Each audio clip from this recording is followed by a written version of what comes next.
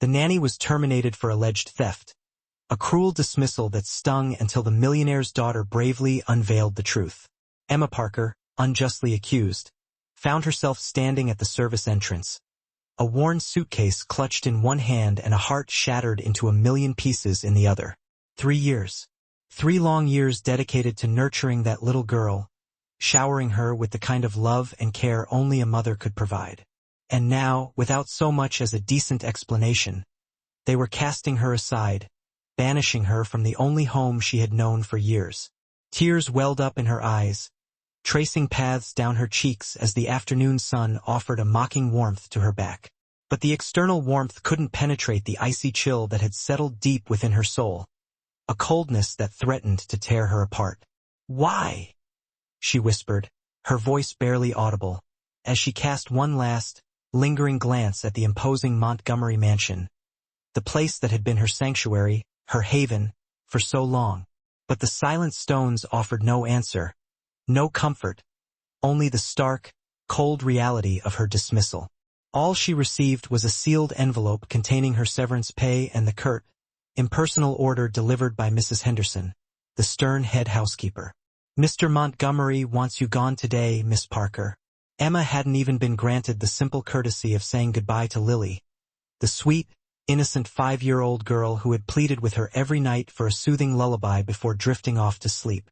With heavy steps, she walked away, dragging not only her suitcase but also a treasure trove of memories. Each morning spent preparing Lily's favorite breakfast, a colorful plate of scrambled eggs and heart-shaped toast.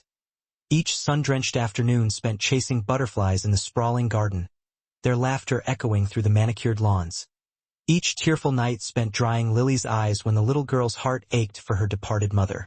Catherine, Lily's mother, had tragically perished in a car accident when Lily was barely 2 years old. In the wake of that devastating loss, Emma had stepped in, becoming Lily's refuge, her confidant, the warm, nurturing female figure who filled the gaping void in her young life. And now all those precious moments, all those heartfelt connections, were vanishing like wisps of smoke, slipping through her fingers, lost forever.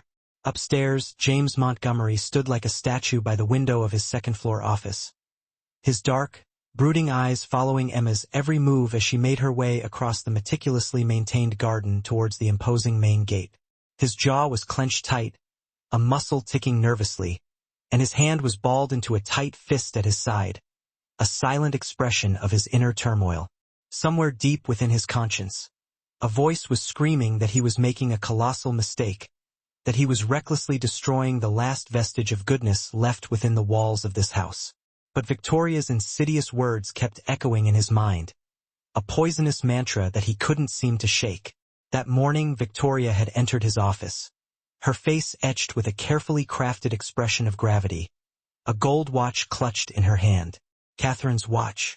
The very watch Catherine had lovingly given him on their wedding anniversary, a tangible symbol of their love, an object he cherished above all his worldly possessions. Victoria had claimed that she had discovered it nestled in Emma's pocket while Mrs. Henderson was conducting the monthly inspection of the staff's personal belongings, a routine regulation she insisted upon. "I hate to be the bearer of bad news, James," Victoria had said, her voice dripping with a perfectly measured tone of concern. "But a girl with that kind of background isn't suitable to be caring for a child of Lily's stature. You understand, don't you? People like her are always looking for an opportunity to elevate themselves." She paused, allowing her gaze to linger on his weary, careworn face. "Besides, I've noticed the way Emma looks at you. It's inappropriate, James. Completely inappropriate." At that accusation, James had frowned, a flicker of confusion crossing his features. He had never perceived anything untoward in Emma's demeanor. The young woman had always been respectful, devoted, and demonstrably loving towards Lily. But Victoria had persisted, subtly and skillfully planting insidious seeds of doubt in his already exhausted mind. And James, after 3 long years of being drained by the relentless demands of his work, the endless meetings, and the gnawing loneliness that had consumed him day by day since Catherine's untimely passing, simply no longer possessed the strength to question, to investigate, or to defend. Victoria had mysteriously appeared 6 months prior, introducing herself as an old and dear friend of Catherine from their university days. She had offered sympathy and support during a time when he was at his most vulnerable. Gradually, almost imperceptibly, Victoria had insinuated herself into his life, offering unsolicited advice, subtly criticizing Emma, and sowing seeds of doubt that he, in his state of utter exhaustion, had swallowed little by little. So when Victoria had placed the gold watch on his desk that fateful morning, when she had looked at him with eyes brimming with carefully feigned regret and said, "I think you know what must be done, James," he had acted without thinking. For Lily, he had signed the dismissal papers without hesitation, without asking a single question, without even granting Emma the opportunity to offer an explanation. Now, as he watched Emma disappear beyond the wrought iron gate, James felt a sharp, agonizing pain in his chest, a sensation he couldn't quite name. Guilt? Regret? Perhaps both. He shook his head, trying to dispel the unwelcome emotions, and turned away from the window. He had a crucial meeting in an hour and couldn't afford to be distracted by such sentimentality. But as he sank into the plush leather chair behind his imposing desk, the haunting image of tears streaming down Emma's face continued to plague him, a relentless reminder of his grave error. Lily sat forlornly on the wooden floor of her bedroom, clutching tightly the worn, white stuffed rabbit that Emma had lovingly given her for her 4th birthday.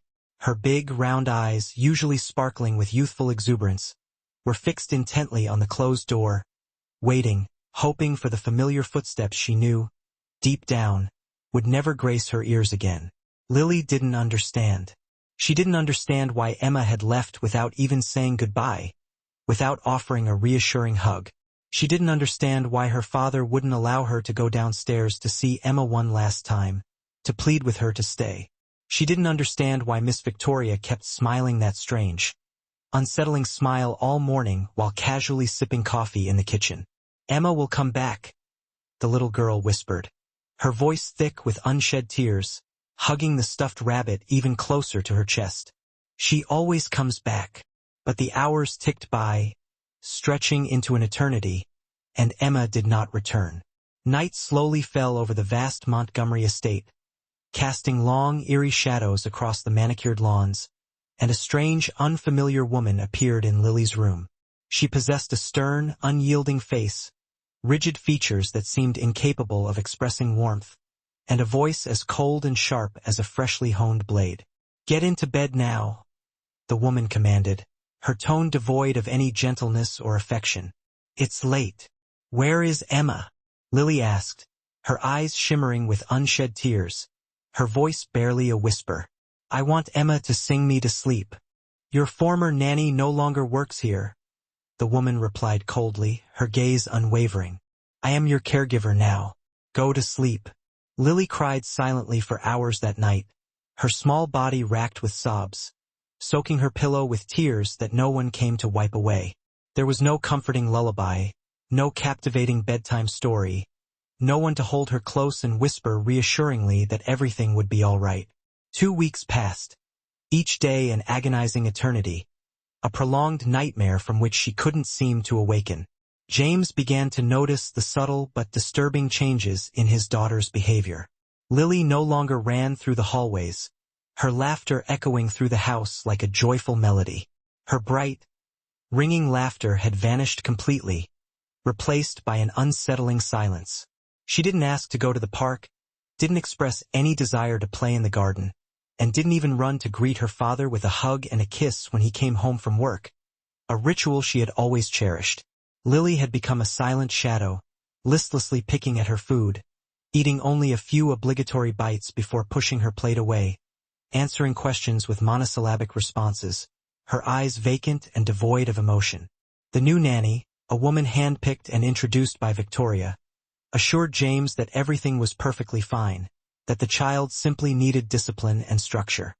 "Mr. Montgomery, I am handling it all quite well," she would say with an unsettlingly confident smile. But James knew his daughter. He knew that haunted look in her eyes, the emptiness that spoke volumes. Something was terribly, terribly wrong. One evening, after a particularly disheartening dinner during which Lily barely touched her favorite soup, a creamy tomato bisque that Emma had perfected, James made a spontaneous decision to go upstairs and put his daughter to bed himself. It had been months since he had last performed this simple act of parental love, always delegating the task to others while he buried himself in contracts and deals, attempting to escape the pain of his loss. But tonight, seeing Lily's small, pale face, the shadow of her former vibrant self, he knew he had to do something, anything, to reconnect with his daughter. "Shall I read you a story?" James asked, sitting tentatively on the edge of the bed. Lily simply shook her head, clutching the worn stuffed rabbit even tighter. "Emma used to sing," she whispered softly, her voice barely audible. Every night. The mere mention of Emma's name struck James like a physical blow to the face, a painful reminder of his colossal error. This was the first time in 2 long, agonizing weeks that Lily had even mentioned Emma's name. "Lily?" James said gently, feeling his heart clench with remorse. "Emma had to leave, sweetheart. But I don't like the new nanny." Lily interrupted her father, her voice laced with a firmness and conviction rarely exhibited by a child of only 5 years old. "She is very harsh, and Miss Victoria is mean too." James flinched at the unexpected decisiveness in his daughter's voice. "Why do you say that, my love?" Lily simply stared at him with those big, round eyes she had inherited from her mother, Catherine. In that moment, she seemed to be carefully weighing whether she could truly trust her father, whether she could confide in him without fear of retribution. Finally, after what seemed like an eternity, Lily leaned slightly toward James and whispered in his ear, her voice barely audible. "I saw Miss Victoria that day, Daddy, when Emma was cleaning your office." James felt as if the blood in his body had suddenly turned to ice, freezing him from the inside out. "What did you see, Lily?" "Miss Victoria came in and put your watch into Emma's pocket." Lily's voice trembled, betraying her fear. "The gold watch Mommy gave you." Then she told Mrs. Henderson that Emma was a thief. James's world seemed to tilt on its axis, the foundations of his reality crumbling around him. His heart stopped beating for a split second as his mind desperately struggled to process the shocking words he had just heard. Catherine's watch. The very watch that Victoria had claimed was missing, and was later conveniently discovered in Emma's belongings during a routine inspection.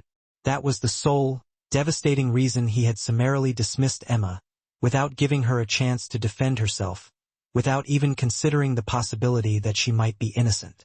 "Are you absolutely sure about what you saw, Lily?" James asked, his voice shaking so violently that he barely recognized it as his own. "Yes, Daddy?"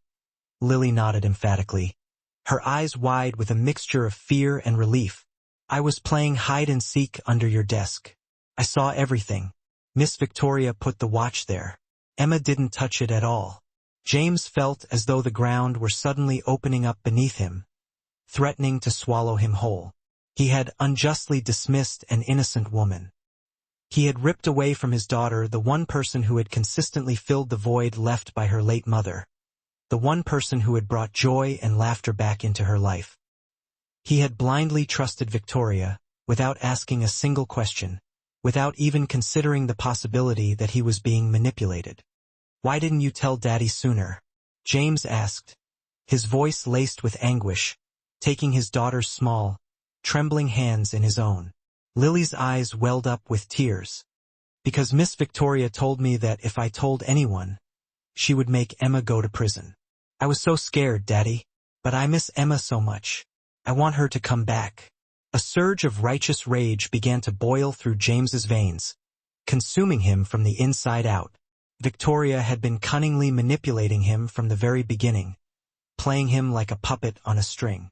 She had strategically approached him 6 months earlier, masquerading as Catherine's old friend, offering unwavering support and companionship during a time of immense grief and vulnerability. Slowly, insidiously, she had taken over every aspect of his life, subtly suggesting changes, relentlessly criticizing Emma, and planting insidious seeds of doubt in his already weary mind. And he, like a complete fool, had fallen for every one of her carefully constructed traps. He rose abruptly from the bed, determination hardening his features. He needed to find Emma, to apologize profusely, to beg her to return, but first, he had to deal with Victoria and expose her lies.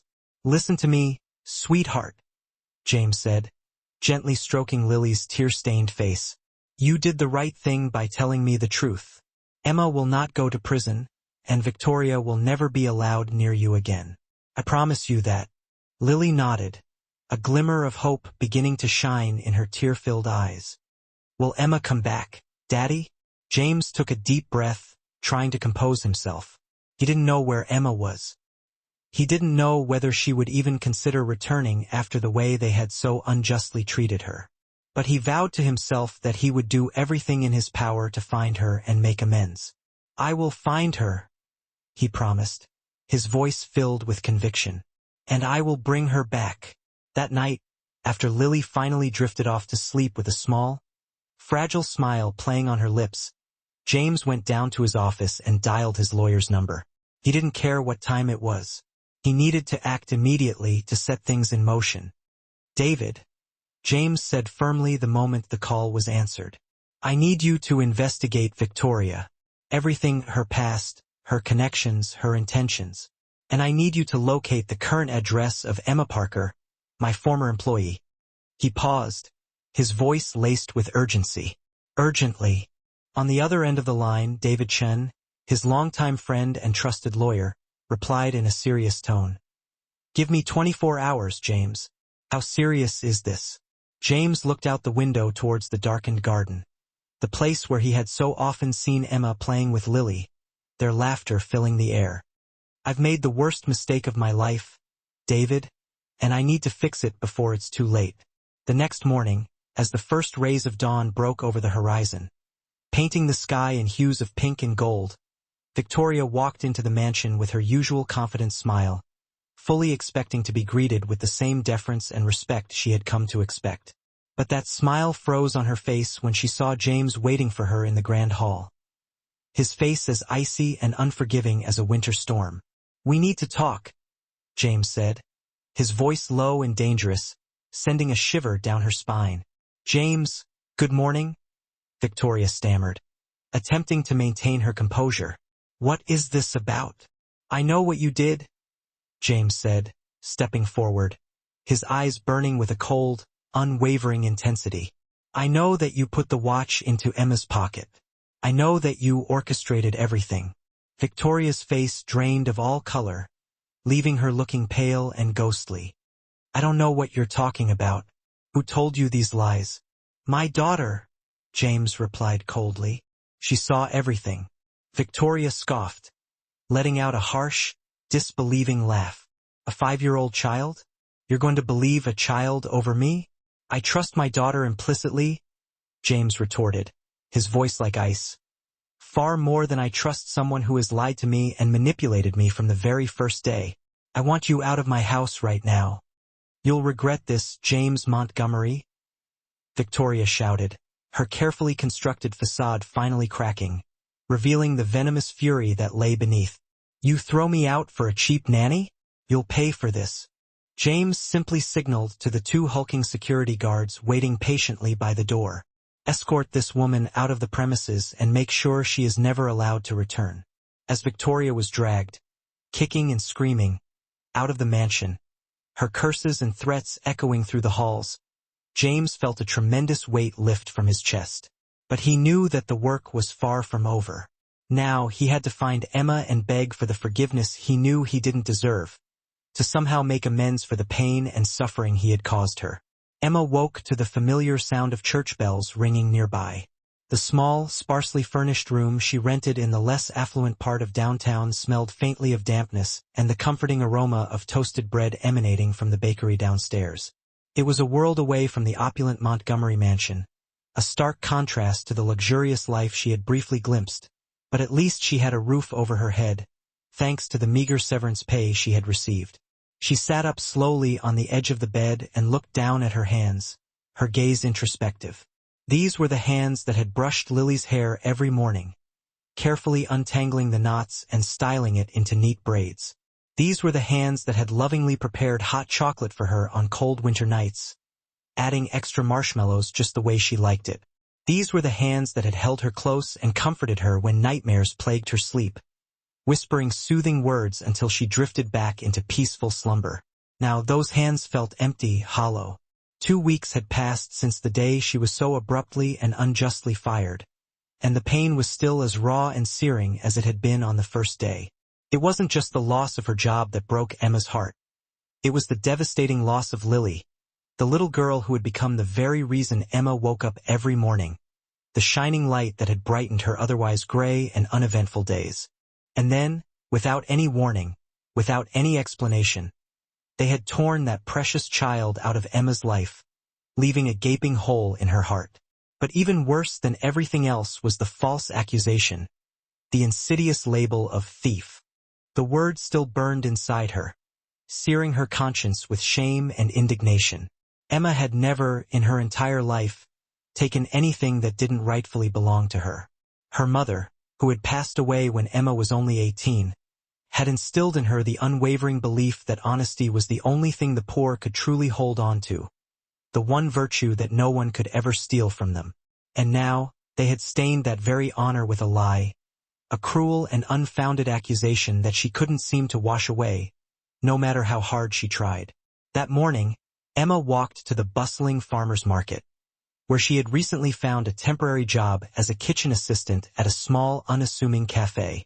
She was carefully arranging an assortment of pastries in the display case when a familiar voice suddenly made her turn around, her heart skipping a beat. "Emma, is that really you?" It was Martha, one of the Montgomery household cooks, a kind-hearted woman in her late 50s with the warmest smile and the most compassionate soul Emma had ever known. "Martha?" Emma whispered, feeling her throat tighten with emotion. The older woman hurried over and pulled Emma into a tight, comforting embrace. "Oh, my dear. I've been looking for you everywhere. No one would give me your address. That snake, Victoria, forbade all of us from contacting you." Emma stepped back slightly, her brow furrowed in confusion. "What's going on, Martha? How is Lily?" Martha's face darkened with concern. "She's doing terribly, Emma. Not eating, not playing, barely talking. She stays locked up in her room all day, hugging that old stuffed rabbit you gave her. It breaks my heart to see her like that." Tears began streaming down Emma's cheeks, an unstoppable torrent of grief and longing. "I miss her so much, too. They didn't even let me say goodbye." Martha glanced around nervously to make sure that no one was listening before leaning in closer to Emma. "Listen, there's something you need to know. Late last night, I overheard Mr. Montgomery talking on the phone in his office. He was absolutely furious. He mentioned your name several times and said something about a trap and a watch." Emma's heart began pounding in her chest, a mixture of fear and anticipation swirling within her. "A trap? I don't know all the details, but it sounds like he finally realized that Victoria set you up. This morning, before I left, I saw him throw Victoria out of the house. There was shouting, threats, total chaos. That woman swore she'd get revenge, but he called security to drag her out of the mansion." Emma didn't know what to feel. A small spark of hope flickered in her chest at the thought that her name might finally be cleared, that the truth might finally come to light. But at the same time, the pain and humiliation of being wrongly accused, of being treated like a common criminal, remained raw and unhealed. "And now what?" Emma asked, her voice barely a whisper, more to herself than to Martha. "Now Mr. Montgomery is looking for you," Martha replied, gently taking Emma's hand. "His lawyer, Mr. David, came by this morning asking about you. Seems they're desperate to find you." Emma stood frozen in the middle of the noisy market, a tangled, nameless mix of emotions rising inside her, threatening to overwhelm her. Hope, anger, fear, resentment. All of them wrapped tightly around her heart, constricting her breath. Emma left the market as the sun began its descent towards the western horizon, casting long, dramatic shadows across the narrow streets. The vendors' calls and the general hubbub of the market faded into the distance as she walked, but her mind was in complete chaos, unable to focus on anything. Martha's words kept echoing in her head, a constant, nagging refrain. "Mr. James is looking for you. She didn't know what she was supposed to hope for. An apology? Compensation for her troubles? Or just a belated explanation to soothe the guilty conscience of a powerful man? Emma had just turned onto the quiet street leading to Donor Rose's modest boarding house when a sleek, black car slowly pulled up alongside the curb. Her heart tightened in her chest, a wave of apprehension washing over her. A vague sense of dread made her steps falter, her breath catching in her throat. The car door opened with a soft click. James Montgomery stepped out. His tall, familiar figure was instantly recognizable, but his face no longer bore the cold, detached expression she had come to expect. Dark circles shadowed his eyes, betraying a lack of sleep and a deep sense of remorse. His expensive suit was lightly wrinkled, as if he had been wearing it for days, and in his gaze, there was no longer the familiar cold distance, the aloofness she had always sensed. Instead, she saw something fractured, something broken. "Emma," he said, his voice hoarse and strained. "Please, I need to talk to you." She remained still, her body tense, her hands clenched into tight fists until her knuckles turned white. Days of suppressed emotions, nights spent replaying the events in her mind, questioning what she had done wrong, trying to understand the injustice of it all. Everything surged up at once, threatening to erupt. "What do you want, Mr. Montgomery?" Emma replied, her voice calm but measured, devoid of any warmth. The unfamiliar form of address, so formal and distant, rose like an impenetrable wall between them. James swallowed hard, trying to find the right words. "I know I don't deserve even a minute of your time, but I need you to know the truth. I know now that Victoria set you up." Emma let out a short, dry laugh, devoid of any amusement or warmth. "And what does that change?" she asked, her voice laced with bitterness. "Does it erase the 2 weeks I lived like a criminal, constantly looking over my shoulder? Does it erase the sleepless nights I spent wondering what I had done wrong, trying to understand why I was being punished? Does it give me back the chance to say goodbye to Lily, to reassure her that I wasn't abandoning her?" James lowered his head, his shoulders slumping with the weight of his guilt. Her words weighed heavier than any formal accusation, hitting him with the force of a physical blow. "No," he said quietly, his voice filled with genuine remorse. "Nothing can erase that. I have no excuse for my actions. I trusted the wrong person, and I hurt the people who least deserved it." "The people," Emma repeated bitterly, emphasizing the word. "Lily is the one who was truly hurt by all of this. I was just a nanny, a replaceable employee." "No," James said, lifting his gaze to meet hers, his eyes steady and filled with sincerity. "You were never just a nanny. You were the one who kept my daughter smiling when I couldn't. The one who brought warmth and laughter back into this house while I allowed it to drown in silence and despair." Emma turned away, her throat tightening with emotion. She didn't want to hear this, not now. She wasn't ready to forgive him, not yet. "How is Lily?" she finally asked, her voice trembling despite her best efforts to remain composed. "Not well," James sighed, his voice heavy with concern. "She hasn't been herself since the day you left. She barely eats, refuses to play, and spends most of her time alone in her room, clutching that old stuffed rabbit you gave her. Lily was the one who told me everything, Emma. She saw Victoria put the watch into your bag." Emma closed her eyes, a sharp pain piercing her chest. That little girl had carried such a terrible secret in silence, burdened by fear and confusion. "She wants to see you," James continued, stepping closer, his voice pleading. "And I want to ask you for a chance to make things right, to somehow earn back your trust and your forgiveness." Emma opened her eyes and looked straight at him.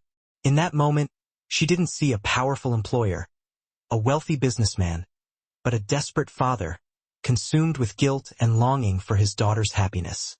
"I will see Lily," she said slowly, her voice firm but wavering slightly. "But only to see her, for no other reason." A flicker of hope ignited in James's eyes, but it was quickly extinguished by her next words. "But that does not mean I forgive you, and it certainly does not mean that I am coming back to work for you. Do not mistake my intentions." James nodded slowly, his expression subdued. That alone is already more than I deserve. Emma stepped toward the car, her heart pounding in her chest. She didn't know where this decision would lead her, what the future held. She only knew one thing, one undeniable truth. A child was waiting for her. A child who needed her. A child she loved with all her heart. And for that child, she was willing to step back into the place that had once shattered her, to confront the pain and the uncertainty, to offer comfort and reassurance, even if it meant reopening old wounds. The car stopped in front of the imposing mansion gates as the sky faded into the pale hues of twilight, signaling the end of another day. The violet hues of twilight painted the sky as Emma stepped out of the car, her heart hammering against her ribs like a trapped bird. The sound of the ornate iron gate grinding open seemed almost muted by the frantic rhythm of her own pulse. Everything appeared exactly as she remembered, a carefully curated tableau of domestic tranquility. The garden was a symphony of neatly trimmed hedges and blooming roses, the fountain a sparkling jewel beneath the soft glow of strategically placed lights. But beneath the surface of familiarity, Emma knew everything had irrevocably shifted. She was no longer the naive girl who had left this place a mere 2 weeks ago. Experience, bitter and sharp, had carved new lines into her soul. They walked in silence toward the imposing front door of the Montgomery mansion. Mrs. Henderson, the head housekeeper and a woman who had always held a special place in Emma's heart, waited anxiously in the foyer. Her face was etched with worry lines, a testament to the turmoil that had gripped the household. The moment her eyes landed on Emma, they filled with a glistening film of tears. "Miss Emma," she whispered, her voice thick with emotion. "I am so terribly sorry. I should have protected your honor. I know you would never steal anything." "It's not your fault, Mrs. Henderson," Emma replied gently, offering a reassuring smile. "That woman deceived all of us." Mrs. Henderson nodded gratefully, her shoulders slumping with relief. She stepped aside, allowing them to pass further into the house. They had barely taken the first step onto the grand staircase when a familiar voice, clear and piercing, rang out from above, sending a jolt of pure emotion through Emma's body. "Emma!" Lily stood at the top of the staircase, a vision of childlike innocence in her star-printed pajamas. Her usually vibrant hair was tousled from sleep, and her eyes were red and swollen, betraying the depth of her recent sorrow. But the moment she saw Emma standing below, her face transformed, lighting up as if the sun had suddenly broken through the clouds. It was a beacon of pure, unadulterated joy. "Emma!" Lily launched herself down the stairs with a speed that defied gravity. Emma instinctively reached out, her arms opening to receive the small whirlwind. The little girl leaped into her embrace, her arms wrapping tightly around Emma's neck, clinging with a desperate strength as if afraid that letting go for even a single second would cause Emma to vanish once more. "I knew it," Lily sobbed, her voice muffled against Emma's shoulder. "I knew you would come back. Every night I asked Mommy to bring you home." Emma felt her heart shatter into a million pieces and then, miraculously, begin to mend itself, all in the space of a single breath. She held Lily tightly, breathing in the familiar and comforting scent of strawberry shampoo, feeling the small body trembling in her arms.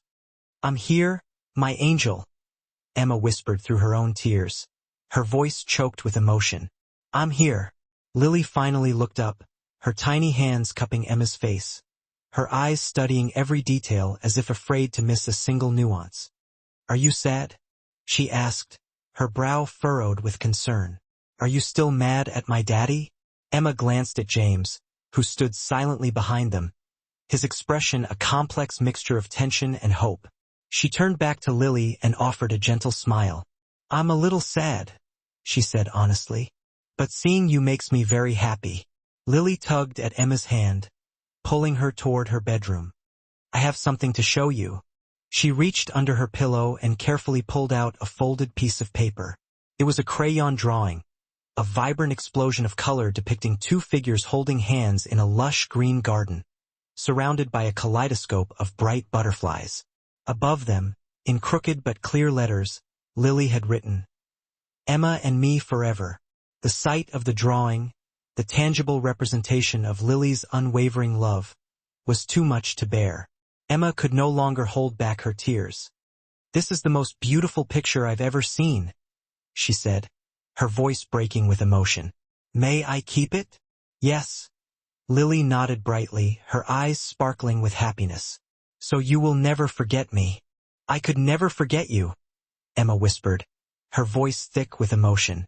That night, Emma sat by Lily's bedside and sang her the familiar lullaby that had soothed her to sleep countless times before. Only minutes later, the little girl drifted off into a peaceful slumber, a small smile curving her lips. From the hallway, James watched the scene in silence, his throat tight with emotion. For the first time in a long time, he truly understood that some bonds transcended blood, that the connections forged through love and loyalty were often the most powerful of all. When the door to Lily's bedroom closed softly, the hallway fell into a hushed silence. Warm yellow light spilled across the polished marble floor, casting long, lonely shadows that seemed to stretch into the darkness. Emma descended the stairs slowly, her heart still beating in rhythm with the steady breathing of the child who had just fallen asleep. At the foot of the stairs, James was waiting, his presence radiating a quiet strength. "Thank you," he said quietly, his voice filled with genuine gratitude. "She hasn't slept well for days." Emma nodded, acknowledging his words, but did not reply. She was hesitant to shatter the fragile calm she had just restored in Lily's room with unnecessary chatter. James led her into his study, a room that always felt more like a carefully constructed stage set than a living space. It was spacious, meticulously orderly, and undeniably cold, a place Emma had cleaned hundreds of times but had never truly entered as an equal. He gestured for her to sit, then poured himself a glass of water, his movements betraying a subtle nervousness. "I don't know where to begin," James said after a long pause, his voice strained. "I've practiced these words countless times in my head, but now that you're actually here, everything feels so much harder." Emma looked at him steadily, her gaze unwavering. "Go on," she prompted gently. "I was wrong," he began, his voice barely above a whisper. "Not only because I believed Victoria's lies, but because I didn't have the courage to face the truth. I let exhaustion, loneliness, and the overwhelming pain of losing Catherine blind me." Emma's hands tightened almost imperceptibly in her lap. It was the first time Catherine's name had been spoken so directly between them, a painful acknowledgement of the chasm that had always existed. "I watched you care for Lily," James continued, his voice gaining a little strength. "Day after day, you filled the spaces I chose not to see, and I was afraid." "Afraid of what?" Emma asked softly, her voice laced with curiosity. "Afraid that I was beginning to feel something I shouldn't," he admitted, his gaze dropping to the floor. "Not from you but from me. When Victoria planted seeds of doubt, I clung to them as an escape. I allowed you to be hurt because I was a coward." Emma stood and walked toward the window. Outside, the garden lay shrouded in shadow, a stark contrast to the vibrant and joyous space it had once been, a place filled with Lily's laughter and innocent games. "The most painful part?" she said without turning around, her voice low and filled with a quiet sadness. "Was not being falsely accused. It was realizing that after 3 years, I could still be pushed aside so easily." James rose as well, his movements deliberate and filled with a newfound sense of purpose. "You were never replaceable, Emma," he said firmly, his voice resonating with sincerity. "You are Lily's family, and you belong here, in this home." A long silence followed, not heavy or oppressive, but expectant, waiting to be filled with the weight of unspoken truths. "I'm not asking for your forgiveness," James continued, breaking the silence with a renewed sense of humility. "I'm only asking you to come back and care for Lily, not as an employee, but as part of the family with a fair contract, real respect, and the right to be heard." Emma finally turned to face him, her eyes searching his. In his gaze, she saw no trace of the old arrogance or pride, only genuine sincerity and a quiet, almost desperate plea. "I need time," she said slowly, choosing her words with care. To trust again, to understand, and to make sure I don't lose myself again in the process. James nodded, acknowledging her need with understanding. You have all the time you need. Emma stepped out of the study, her decision not yet fully formed, but clear enough to guide her through the night. Behind the closed door, James remained still, knowing that this confession, this act of vulnerability, would not magically erase the past, but that it had at least cleared a path, however uncertain, toward healing and reconciliation. The days that followed passed in a rhythm that felt both unfamiliar and strangely comforting. Emma returned to the Montgomery mansion every morning, arriving precisely on time, just as she always had. But beneath the surface of routine, everything had irrevocably changed. She no longer felt as though she were stepping into someone else's life, an interloper in a world that wasn't hers. No one barked orders. No one watched her with suspicion. There was only Lily, running toward her the moment she heard the familiar sound of her footsteps, throwing her arms around Emma as if afraid that waiting even a single second longer might cause her to disappear again. The little girl transformed with each passing day. First, her radiant smile returned, chasing away the shadows that had lingered for too long. Then came the soft sound of her singing in the garden, filling the air with melodies of hope and renewal. Meal times were no longer silent battles of wills. Lily finished her cake, asked for more milk, and regaled Emma with small stories about her day at school, her voice bubbling with enthusiasm. The house that had once been suffocatingly silent began to echo once more with the vibrant sounds of life. James watched it all from a respectful distance, carefully keeping his promise not to intrude. He did not cross boundaries. He did not pressure her with demands or expectations. He did not ask questions Emma was not yet ready to answer. Every conversation between them revolved around Lily, her sleep patterns, her schoolwork, her tiny fears and anxieties that Emma seemed to understand better than anyone else. Yet despite their carefully maintained boundaries, there were moments, fleeting and subtle, when feelings quietly began to blossom, growing like delicate wildflowers in the cracks of a hardened surface. Like the afternoon James came home earlier than usual and found Emma and Lily sitting on the grass, lost in the shared joy of coloring in an old book together. Sunlight streamed across Emma's face, illuminating her gentle features, and he suddenly realized how long it had been since he had felt such a profound sense of peace. Or the late evenings after Lily had finally fallen asleep, when Emma lingered in the living room, tidying up the scattered toys. James would pass by, pause for a few seconds and simply say, "She laughed a lot today." "Yes," Emma would reply, her voice soft. She needed that. Nothing more, nothing less. Until one night, when the mansion had fallen completely silent, wrapped in the stillness of the late hours. Emma went downstairs to get a glass of water. Soft light spilled over the kitchen counter, illuminating the space, and she was surprised to find James sitting there, a long, cold cup of coffee sitting untouched in front of him. "Can't you sleep?" Emma asked, stopping in the doorway, her voice barely a whisper. James looked up, a faint smile playing on his lips. "I'm used to it." The silence that stretched between them was no longer heavy or awkward. It felt like a safe space, a sanctuary where neither of them felt the need to pretend or hide behind carefully constructed facades. "There's something I want to ask you," James said after a moment, breaking the comfortable quiet. "Do you ever think about what I said that night in the study?" Emma tightened her grip on the water bottle, her knuckles turning white. Of course she thought about it. His words had haunted her, following her through countless sleepless nights, replaying in her mind like a broken record. "I think about many things," she replied, choosing her words with deliberate care.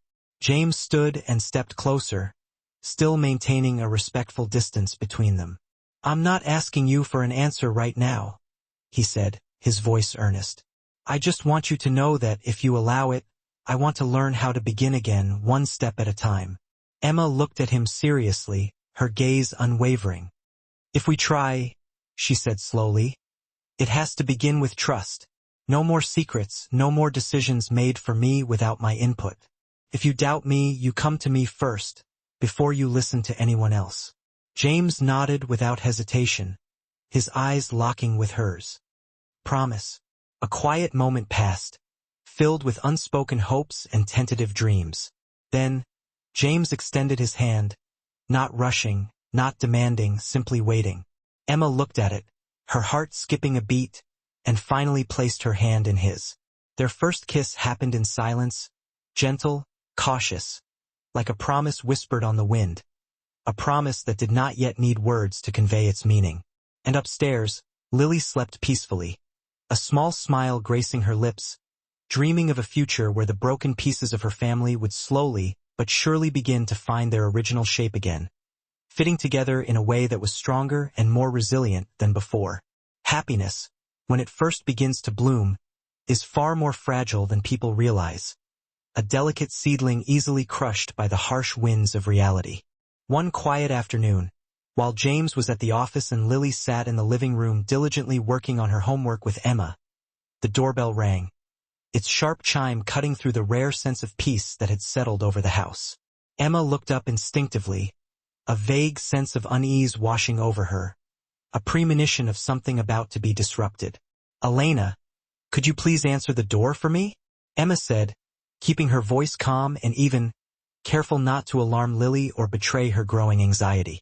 A few minutes later, Elena returned, her face pale and her eyes wide with a mixture of confusion and hesitation. "Miss Emma," she stammered, "there is a man asking to see you." "Who is he?" Emma asked, her heart beginning to race, her breath catching in her throat. Elena took a deep breath, steeling herself. He says he is your father." The world around Emma seemed to freeze, the sounds of everyday life fading into a distant hum. Lily looked up from her notebook, her brow furrowed with concern. "Emma, are you okay?" "I'm fine," Emma said, forcing a smile that felt unnatural on her face. "You keep working. I'll just step outside for a moment." She stood, her legs feeling heavy and unsteady, and walked toward the foyer, each step a monumental effort. And then she saw him. The man standing at the door was much older than the image Emma carried in her memory, the faded snapshot she had clung to for so many years. His hair was streaked with gray, his face carved with the deep lines of time and regret. But his eyes, those eyes, the same shade of deep emerald green as her own, made it impossible for her to deny the truth. "Emma," he said, his voice trembling slightly, filled with a mixture of hope and trepidation. "You've grown so much. You look just like your mother." "You have no right to mention my mother," Emma replied coldly, her voice sharp and cutting as a shard of glass. "Why are you here?" The man lowered his head, his shoulders slumping with defeat. I've been looking for you for many years. When I learned that your mother had passed away." "It's too late." Emma cut him off, her hands clenching into fists at her sides. "Where were you 16 years ago, when my mother was working 2 jobs to raise me, when she was terribly ill but still didn't dare to rest for fear of losing everything?" Each word struck him like a blade, each syllable a testament to the years of pain and abandonment. Yet Emma did not stop, the dam of suppressed emotions finally breaking.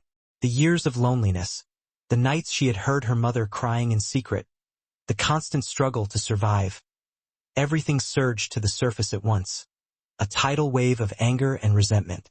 The sound of a car engine echoed from outside the gates. James stepped inside, his senses immediately on high alert. He froze at the sight before him, taking in the scene in a single sweeping glance. Without a word, he moved to stand beside Emma, his presence protective but not imposing, a silent offer of support. "What's going on?" he asked quietly, his voice calm but firm, his eyes narrowed with concern. The man lifted his gaze, his expression pleading. "My name is Rafael Morales. I'm Emma's father." James looked at Emma, his eyes questioning. She gave a very slight nod, a barely perceptible acknowledgement of the truth. "I think you should leave," James said firmly, his voice leaving no room for argument. "Your presence here is clearly upsetting Emma. Please," Rafael pleaded, his voice cracking with desperation. "Please, just give me one chance, one conversation. If afterward she wants me gone forever, I will go. Promise. Emma turned away, her heart aching with a complex mixture of emotions. She wanted to scream that he didn't deserve anything, that he had forfeited his right to be a part of her life. Yet deep inside, another part of her trembled with unanswered questions, with the yearning for the connection she had always been denied. I will not speak with you today, she said, her voice trembling despite her best efforts to remain composed. Please leave. Raphael nodded, disappointment etched clearly on his face. I'm staying at the Central Hotel, room 203 if you change your mind. When the door closed, leaving them alone in the foyer, Emma stood motionless, her body rigid with tension. Then, the tears came, unstoppable, a torrent of grief and anger and long-suppressed pain. James wrapped his arms around her, holding her close, not questioning, not advising, simply being there, a steady anchor in the storm. You don't have to face this alone, he whispered, his voice a comforting balm against her raw emotions. I'm here. In that embrace, Emma understood that the past, no matter how deeply buried, would always find a way back, its tendrils reaching out to ensnare the present. And this time, she would have to face it, not only for the man who had once abandoned her, but for her own peace of mind, for the chance to finally break free from the chains of the past. That night, Emma hardly slept at all.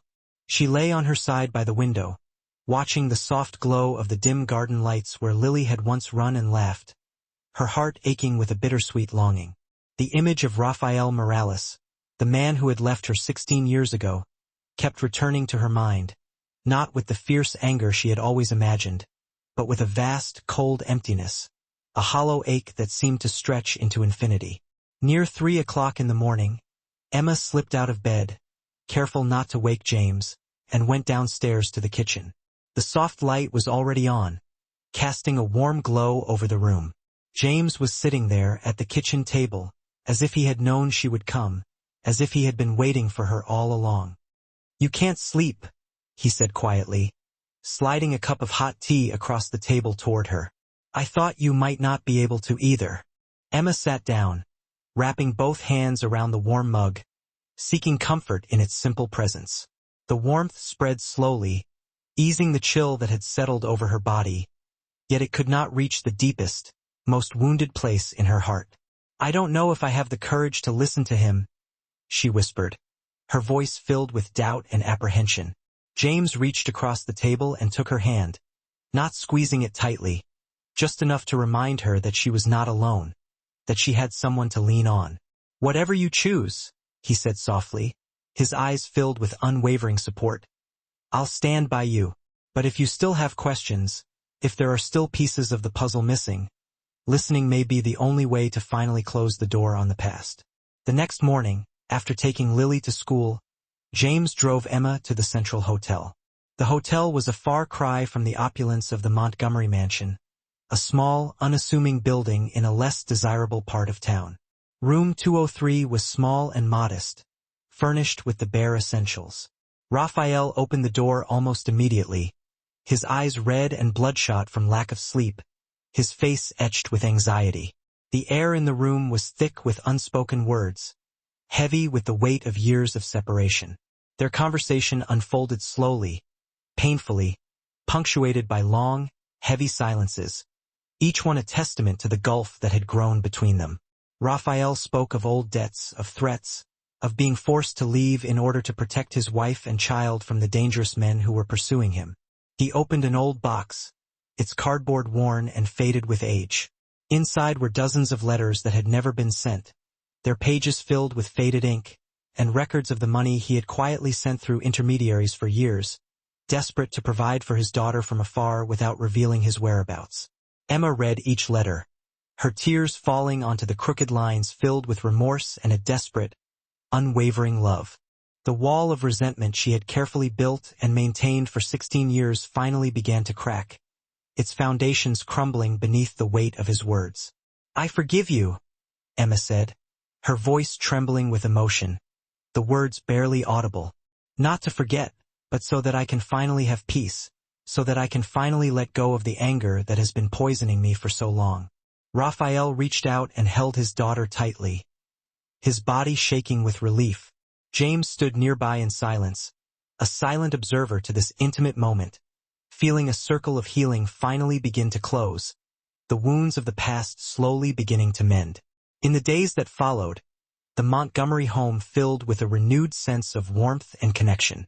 Lily quickly began to see Raphael as a gentle grandfather, showering him with affection and peppering him with questions about his life. The little girl laughed more than ever before, her joy infectious, spreading to everyone around her. One quiet evening in the garden, beneath the shade of the ancient magnolia tree, James offered Emma a simple, elegant ring, a band of platinum set with a single, sparkling diamond. "I don't promise a perfect life," he said, his voice filled with sincerity. "Only that I will always listen, always respect you, and always love you, with all that I am." Emma glanced toward the window, where Lily was peeking out with a radiant smile, her face pressed against the glass. She turned back to James, her eyes shining with tears of happiness, and nodded. "Yes," she said, her voice filled with unwavering certainty. "I will." Beneath the starlit sky, three people who had once carried the deepest fractures within their hearts finally found a way to choose love, to embrace forgiveness, and to build a future together, brick by painful brick. Not because they were perfect, not because they had all the answers, but because they were willing to stay, to face their demons, and to make things right one day at a time. And sometimes, Emma realized, that is the most beautiful ending of all, a testament to the enduring power of the human spirit.